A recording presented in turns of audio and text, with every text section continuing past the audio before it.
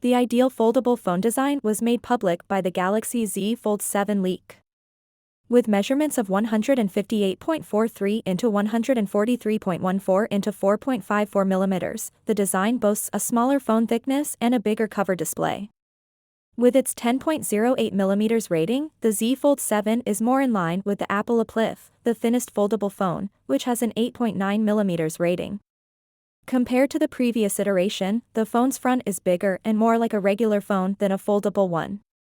With an interior display rating of 143 as opposed to 132 for the Z Fold 6, the Z Fold 7's cover display is flawless.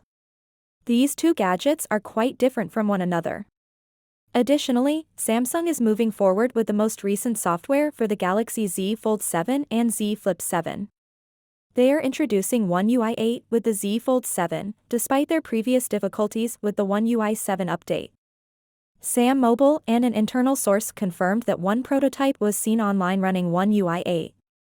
Although the source is unknown, the first back view of the Galaxy Z Fold 7 has been spotted online. Although it resembles the Galaxy Z Fold 6 more than the Z Fold 7, the source revealed that the actual phone is the Galaxy Z Fold 6. The flashlight is located differently from the Z Fold 7, and the camera rings are too thin to accommodate the larger sensor on the Z Fold 7. The Z Fold 7's thick camera sensors could be a fake phone or something else entirely.